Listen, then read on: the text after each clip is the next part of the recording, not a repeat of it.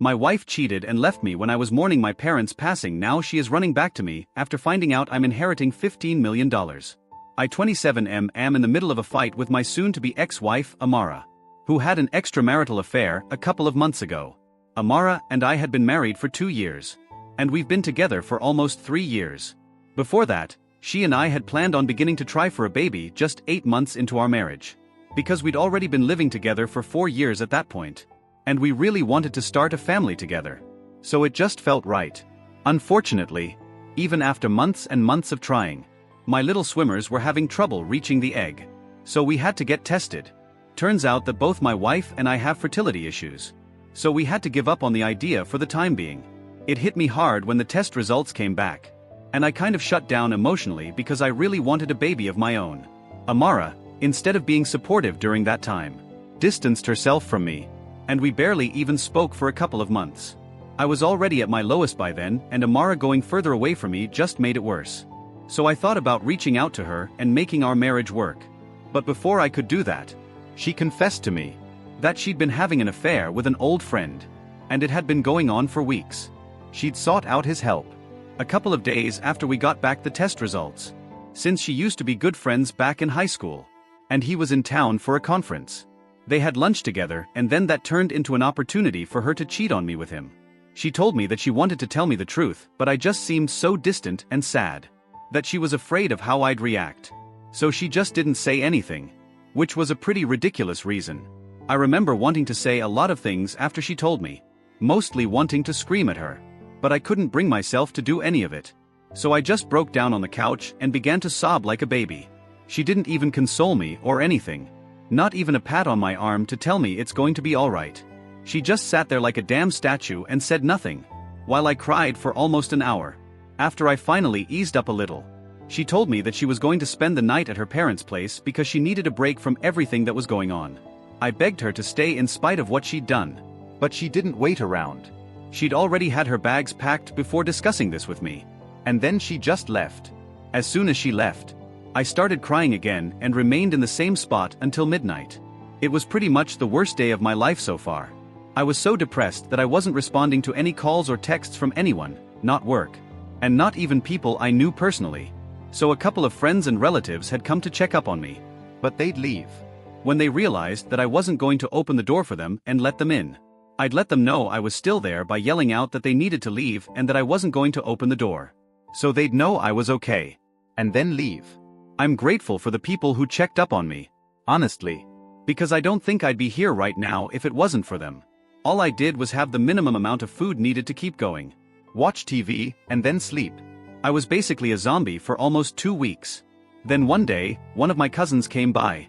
And I told her to leave my living room. But she didn't go. Instead, she told me that she had important news to share. And she needed to do it in person. I didn't take it seriously and argued with her. So she finally snapped. And told me that she was here to inform me that my father had passed away that morning. From a heart attack. And since I never checked my phone, people didn't have any way of letting me know about it. I was already pretty heartbroken from whatever had happened with Amara. And then the news of my dad's demise just broke me even more.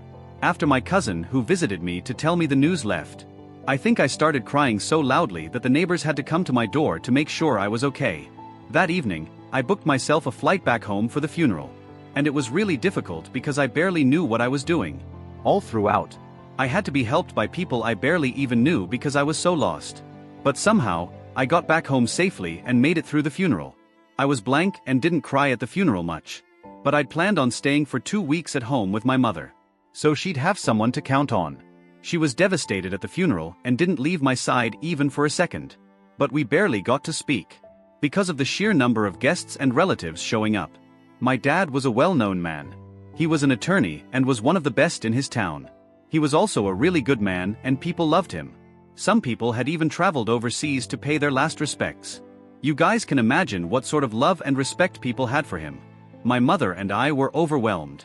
And for the 2 days after the funeral, we just made small talk. I'm grateful for even that much. Because just 3 days after the funeral, I lost my mother as well. The medical report said that my mother had passed away. Due to natural causes. And since she passed in her sleep, it had been peaceful for her. But I knew that she'd passed away from a broken heart. call me crazy, but that's what I really believed. Within days of my father's funeral, we had to organize another funeral for my mother, and this was smaller but hit me even harder than my dad's death. Because this had happened while I was fast asleep in the next room. I think I pretty much shut my brain off after my mom's passing. And was a robot. I flew back home after the funeral. And finished off some legal paperwork with the executor of their will. My dad's secretary. There was nothing for me to stay back for anymore. So I came back to my own home and resumed my old routine of eating, watching television, and then going to sleep. My life spiraled out of control after that day. Because I was so depressed that I could barely bring myself to eat or sleep. I lost my job after 1 week because I hadn't shown up at work for a while, and neither had I told anyone anything about my absence. So they had reason to fire me without notice. Besides, it's been ages since I responded to anyone from work. So I should have seen it coming. But it was still a huge blow. This time, hardly anyone came by to check on me. Because everyone thought that I was staying back in my childhood home. And it was a relief because I didn't want to see anyone and vice versa. So that was the last 4 months of my life after my parents' passing. I haven't had a job for almost 5 or 6 months. And haven't done anything outside of the house for just as long, if not longer. I don't talk to anyone. And it was only recently that I realized that I've been a total mess. I've neglected everything apart from paying the rent and bills on time. And doing the absolute bare minimum. I was in this state for almost 1.5/2 months. Until one day I decided that I wanted to comb my hair. Because my head was really heavy. And I wanted to do something about it because it was uncomfortable. I finally looked at myself in the mirror the day. And realized that my hair was a rat's nest. My clothes were grimy and dirty. And my face was all sunken and hollow. Like I was straight out of some horror movie. I was disgusted by my appearance. But I still tried to brush my hair. And the plastic hairbrush snapped into two. Because of how tangled my hair had become. It was a small, insignificant thing. But that was a wake-up call for me. I didn't know how that happened. But something just switched in me. And I ended up falling to pieces in front of the mirror once more. That day. This time I was not crying just for the sake of it. But I just wanted to get it all out of my system. Before I went out to get my life back on track. That day, I got my hair done. And had a full body spa and a classic Thai massage. From one of the best salons I could find near me. I still had a ton of money that I'd set aside. Because I'd been saving when I was trying to get Amara pregnant. I had a well-paying job in the past. So money had never been an issue for me. And I hardly had any massive bills anymore. Since Amara left, it was just me. And I barely ate or did anything. So I was doing just fine financially. After getting my hair done and pampering myself. I went out on a shopping spree and bought myself a couple of new suits. When I came back home, I realized the state of my house because I hadn't cleaned in ages. So I had to hire a cleaning service to do the job as well.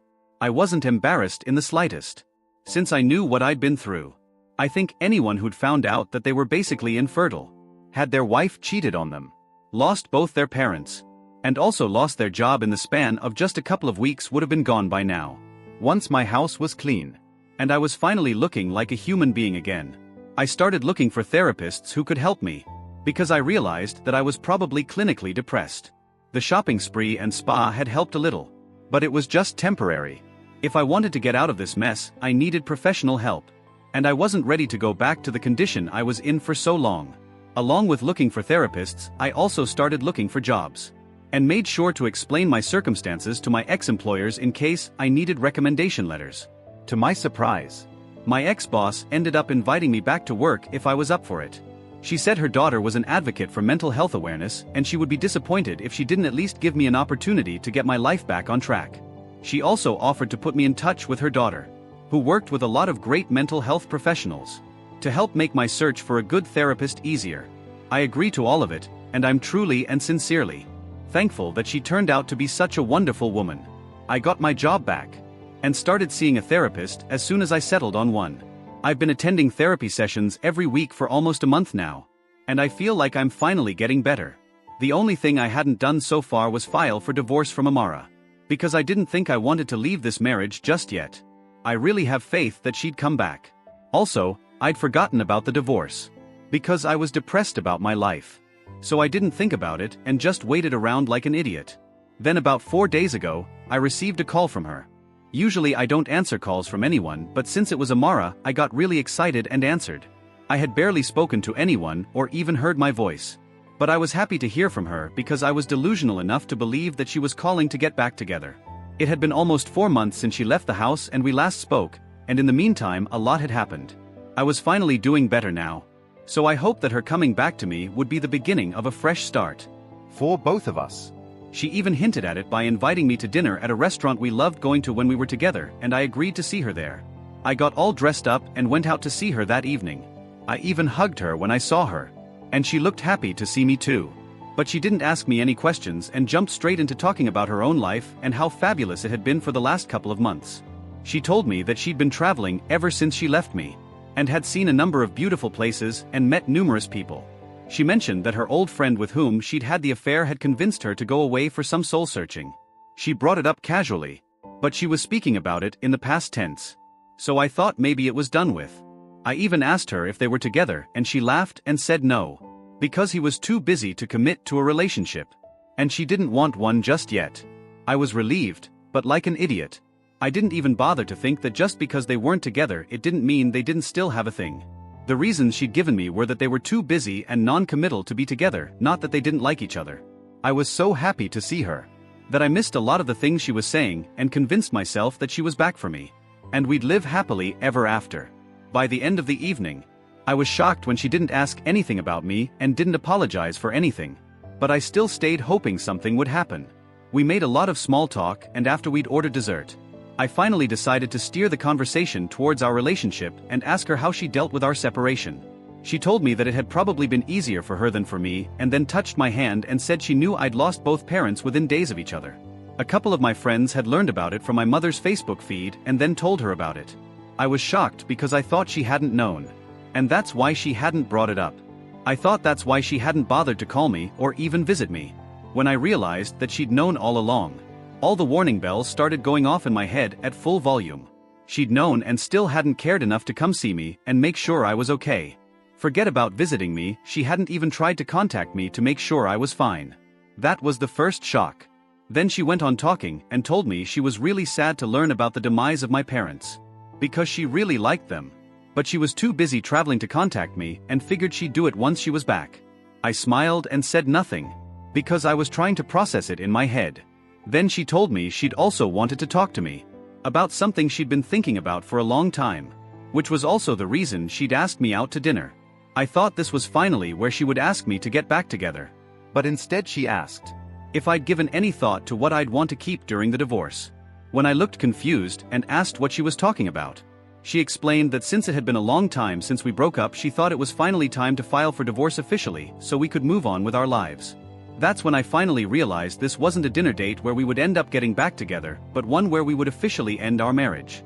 It was more of a goodbye dinner than anything else. And am like an absolute idiot. I had completely misread the situation. I was already embarrassed, but I was also pretty pissed off because she'd been a total deep bag to me. She hadn't even bothered to check if I was alive for almost 4 months, and now she had the audacity to invite me for dinner like we were buddies. Then she went on and on about how brilliantly life had treated her in these past couple of months. After that she asked me, after hearing about my parents passing, if I'd given any thought to the inheritance I'd be left with. She said she wanted to wait a respectable period of time before asking how much we'd inherit from my parents. At that point, I was so incredibly furious that I literally ended up laughing in her face and told her that we weren't going to inherit anything together. Instead, I was going to inherit close to $15 million. And all she was going to get was a divorce. I had already been in talks with my parents' attorney and told her to sell all the property left to me because I had no intention of moving back home. The estimated amount of everything sold plus the amount my parents had left me came up to almost $15 million. My dad was rich and my mother never worked, but she had a huge inheritance from her parents, so that wasn't a surprise. The probate process had to be completed before I got any of it. They'd already left me close to $4.5 million that I'd get as soon as the probate process was done. I'd have to wait a couple of weeks before their assets were sold off. They already had a bunch of buyers, so I wouldn't have to wait long. Since Amara had been going on and on about how fabulous her life had been since she'd left me, I thought I'd give her a taste of her own medicine and tell her how wonderful my life was going to be, now that I was done with her. We live in a state where inheritance is not considered a joint asset, so she couldn't claim it. Since she'd already admitted to infidelity, she couldn't claim alimony either. I rubbed all of this in her face and told her that her leaving me was probably the best thing that had ever happened to me, since I would hate to have to stay with her even after my life was finally coming back on track. I told her she deserved every bit of misery she was feeling because now I was rich and she wasn't, and it showed on her face.